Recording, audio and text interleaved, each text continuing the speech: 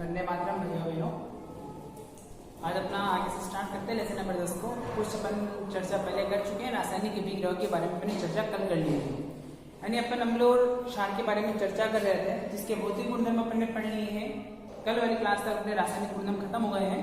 अब हम बात करते हैं जिसको उपयोग की कि इन अम्लों का, इन क्षार का उपयोग अपना दैनिक जीवन पर कहाँ करने वाले, जो कि अपने लेसन का भी नाम है कि दैनिक जीवन में रसायन कहाँ आ रहा है। तो उन्हीं में से कुछ पदार्थों के बारे में अपन आज चर्चा करते हैं जो कि अपने डेली लाइफ के अंदर यूज होता है। जैसे इसमें कुछ नए नए वर्ड्स भी मिलेंगे आपको, जो आप यूज तो करते ही हमेशा की तरह, जैसे आप डेली रूटीन में इसको यूज कर ही रहे हो, पर उसकी थोड़ी सी चर्चा अपन इसके अंदर कर लेते थे कि तुम्हें थोड़ा और बोर हो जाए, थोड़ा और अच्छा लगे कि हाँ हम इन रसायनों का उपयोग अपने जीवन में इस प्रकार से कर रहे हैं। तो पहली बात अगर मैं लेना चाहूँ तो उसमें कुछ टेक्निकल टर्म या कुछ नए शब्द उसकी पर पहले बात करते हैं। एक्वारेजिया क्या इसे कहा जाता है? अम्लराज बोला जाता है। एक्वारेजिया या अम्लराज, अब नाम से पता लगता है अम्लराज नहीं बहुत बड़ा स्ट्रॉन्ग होगा, इसलिए अम्लों में इसको अम्लराज बोला गया है। अब ये जो एक्वारेजिया या अम्लराज जो है, यह मुख्य रूप से दो प्रकार के जो अम्ल है उनका मिश्रण है। एक तो 3 भाग 80 है और 80 भी कैसा वाला? सांद्र 80। सांद्र का मतलब इसके अंदर पानी की मात्रा कम है या नहीं, तो वो वाला कहलाएगा सांद्र वाला। तो 3 भाग सांद्र 80 का और 1 भाग सांद्र अचमोथली का, यानी 3 भाग तो कौन सा अम्ल है? हाइड्रोक्लोरिक अम्ल है, और 1 भाग जो है वह कौन सा अम्ल है? नाइट्रिक अम्ल अचमोथली है। जब इनको इन 3:1 में मिलाया जाता है और 3:1 में मिलाने पर जो मिश्रण बन जाता है, उस मिश्रण को कहा जाता है एक्वारेजिया या अम्लराज बोला जाता है। यानी 2 अम्ल मिलाए गए हैं, एक तो हाइड्रोक्लोरिक अम्ल मिलाया गया है और एक अचमोथली अम्ल मिलाया गया है। दोनों की प्रकृति की बात करें, दोनों ही जो अम्ल होते हैं दोनों स्ट्रॉन्ग अम्ल, प्रबल प्रकार के अम्ल हैं। इन दोनों को मिलाया गया और मिलाने के बस एक ही तरीका रखना है कि इनका अनुपात अपने को निश्चित रखना है कि ये अगर 30 ग्राम आ गया तो ये कितना आने वाला है? 10 ग्राम आने वाला है। यानी 3:1 का रेशियो रखना है अपने को। इनको मिश्रित किया, मिश्रित करने पर जो पदार्थ बना है, यानी जो अम्ल बना है वो काफी स्ट्रॉन्ग हो गया है और उसको नाम रखा गया एक्वारेजिया, इसको नाम दिया जाता है अम्लराज बोला जाता है।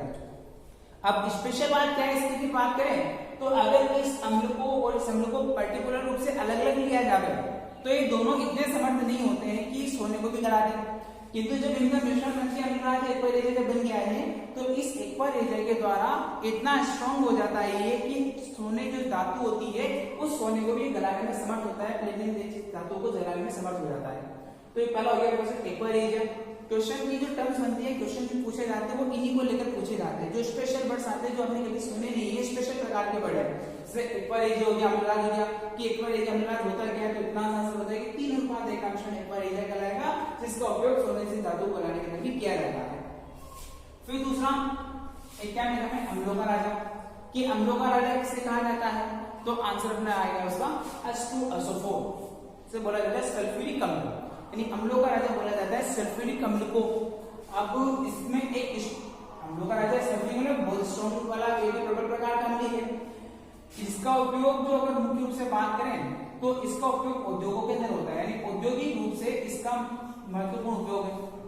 और सबसे बड़ी बात क्या बात की जाए, किसी भी देश के अंदर की औद्योगिक प्रगति दर कितनी है, कि उद्योग धंधे आपके कैसे चल रहे हैं, उनकी प्रगति किस प्रकार से है, उसका आकलन भी इसी से कर लिया जाता है कि वहां के उद्योग धंधों में सल्फ्यूरिक अम्ल की खपत कितनी हो रही है।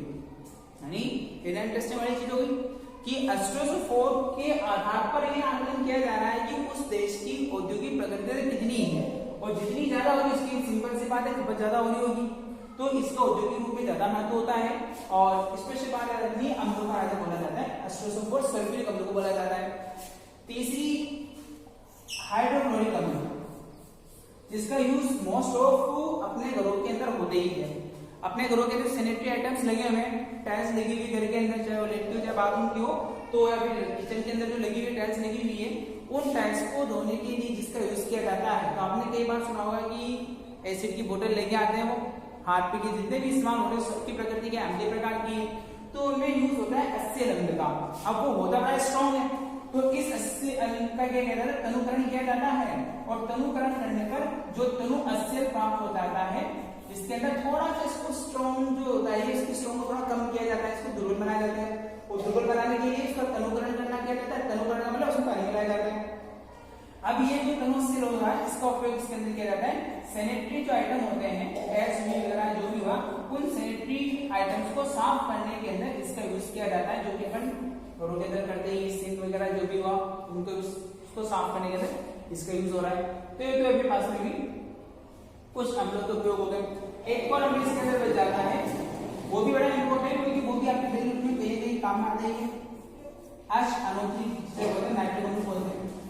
इस नाइट्रिक अम्ल का यूज होता है वो मुख्य रूप से उर्वरक निर्माण के अंदर किया जाता है। उर्वरक जो खाद्य में खेतों के लिए डाली जाती है स्पेशल क्या है नाइट्रोजन।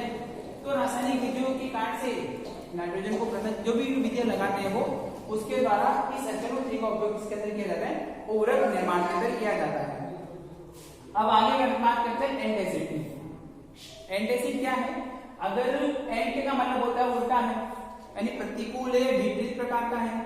किसका विपरीत है, एसिड। एसिड अम्ल हो गया यानी ये क्या हो गया प्रति अम्ल हो गया, यानी वे वाले पदार्थ जो कि अम्ल के क्या होते हैं विपरीत होते हैं उन पर प्रतिक्रिया करते हैं वो कहलाते प्रति अम्ल कहलाते हैं। अब प्रति अम्ल के अंदर विशेषता क्या होती है, इसके अंदर दो चीजें ध्यान रखी जाती है कि पहला इसकी प्रवृत्ति होती है असंक्षारक होती है यानी नुकसान पहुंचाने वाली नहीं होती है, और दूसरा ये जो होते हैं दुर्बल प्रकृति के क्षार होते हैं। यानी दो प्रॉपर्टी होगी इसकी, एक तो असंक्षारक यानी नुकसान नहीं पहुंचाएंगे, दूसरा क्या दुर्बल प्रकार के क्षार।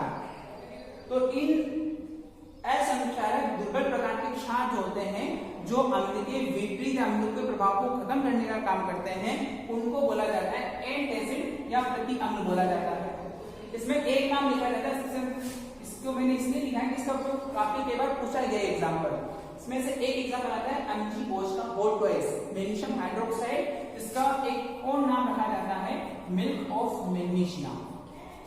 तो इसका नाम मैग्नीशियम हाइड्रोक्साइड है किंतु जो स्पेशल नाम दिया गया है इसको का नाम दिया गया है मिल्क ऑफ मैग्नीशिया, जिसका उपयोग जब अपच की स्थिति होने पर हमारे में पेट जो हमारे शरीर में भोजन का जो पाचन होता है तो पाचन होने पर अस्यल अम्ल जठर रस का स्राव होता है, किंतु अपच की स्थिति हो जाती है, ज्यादा खाना खा लिया तो ज्यादा उसको पचाने के लिए ज्यादा अस्यल का स्राव होगा, और जब ज्यादा अस्यल का स्राव होता है तो वो शरीर के अंदर पेट को नुकसान पहुंचाता है। क्यों नुकसान पहुंचाता है, क्योंकि हाइड्रोक्लोरिक अम्ल की जो प्रवृत्ति है जठर रस की जो प्रवृत्ति है उसके अंदर वो होती है अम्लीय प्रकार की, और अम्लीय प्रकार की तो पेट दर्द का कारण बनेगी। तो इस अम्ल के प्रभाव को अपने को खत्म करना है तो क्षार यूज करेंगे, और क्षार भी कैसा होना चाहिए कि अपने मुंह को नुकसान नहीं पहुंचाए, तो उसके अपन यूज कैसा करते हैं असंक्षारक दुर्बल क्षार का यूज करते हैं। तो अपन मैग्नीशियम हाइड्रोक्साइड को यूज करते हैं जिससे कि अपने पेट के अंदर जो बढ़ी हुई अम्लता है उसका मान कम हो जाएगा और अपना जो पेट का दर्द था वो दूर हो जाएगा। तो ये पदार्थ कहलाते हैं एंटासिड या प्रति अम्ल कहलाते हैं, जिसके अंदर दो प्रॉपर्टियां होंगी, असंक्षारक रहेंगे, दूसरा दुर्बल क्षारीय प्रवृत्ति होगी। इसके अंदर अपन एग्जांपल लिया है, एक तो मैग्नीशियम हाइड्रोक्साइड ये काम करता है, एक अगर और बात करें तो इसके अंदर बेकिंग सोडा होता है NaCO3 मीठा सोडा बोलते हैं, ये काम करता है। इसका उपयोग भी इस प्रकार के एंटासिड औषधियों में किया जा सकता है। अगर अपन नॉर्मली बात करें तो घरों के अंदर अजवाइन होती है, अजवाइन को क्या होता है कभी पेट दर्द तो खा लिया जाता है, उसकी प्रकृति कुछ इस प्रकार की होती है। तो ये दैनिक जीवन में रसायनों का उपयोग अपन कर ही रहे हैं। तो ये एंटासिड हो गया, मैग्नीशियम हाइड्रोक्साइड हो गया। अगर एक और एग्जांपल दूं मैं तुम्हें तो वो एग्जांपल होता है कि पेस्ट की बात करते हैं, जो टूथपेस्ट है।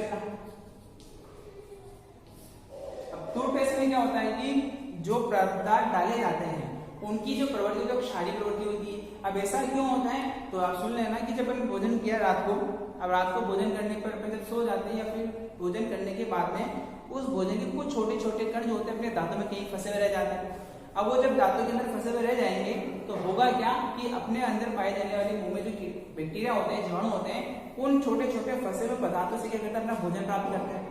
जब वो अपना भोजन प्राप्त करते हैं तो उसी प्रक्रिया के दौरान कुछ ऐसे पदार्थ भी बाहर उत्सर्जित करते हैं जिसकी प्रकृति क्या होती है अम्लीय होती है।